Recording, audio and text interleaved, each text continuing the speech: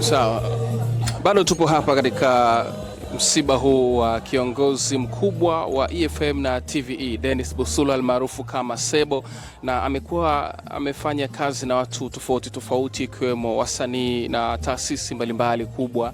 Na hapa nazungumza na Shilole, moja ya waimbaji wakubwa wa muziki hapa Tanzania. Natamani kufahamu kutoka kwake namna ambavyo amekuwa akishirikiana na Sebo katika kazi zake tofauti tofauti. Tumekuwa tukimwona Shilole katika matamasha mengi na makubwa ya EFM. Kwa hiyo hili halitokuwa geni kwake. Shilole, habari yako? Salama, za kwako? Safi, pole. Pole na wewe, tushapoa. Naam, natamani kufahamu Shilole, namna ambavyo umeweza kushirikiana na Sebo katika kazi mbalimbali, especially kwenye taaluma yako ya swala ya muziki. Sebo nimemfahamu kupitia EFM, na kama unavyojua mimi ni mwanamuziki, kwa hiyo ilikuwa lazima tukutane kwenye engo nyingi.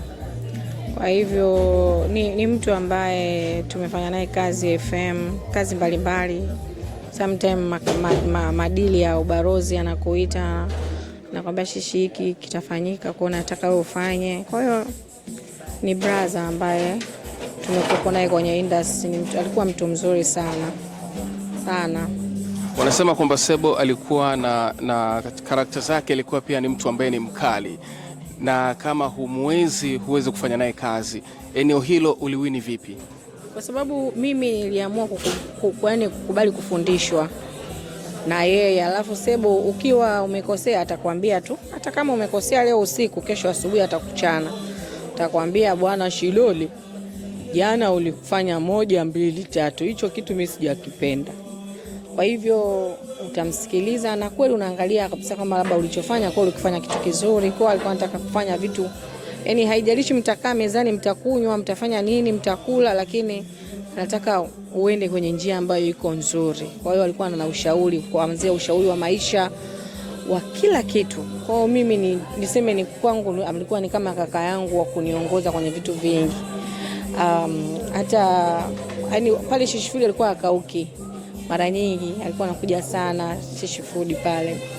Kwa hivyo hata hapa leo najisikia vibaya kuona anakuja kwa ajili ya msiba wake, kwa sababu nilikuwa nikija hapa, dada uko wapi leo, tuko na kina Dina na nani, njoo nipikie bwana, ana mboga yake fulani anaipenda ya samaki. Kwa hiyo nikija hapa tunakaa nampikia, basi tunafurahia na maongezi mawili matatu hivyo. Lakini leo najisikia vibaya kuona tumeweka matenti leo tena kwa ajili yake, kwamba ameondoka. Kwa kweli inauma sana.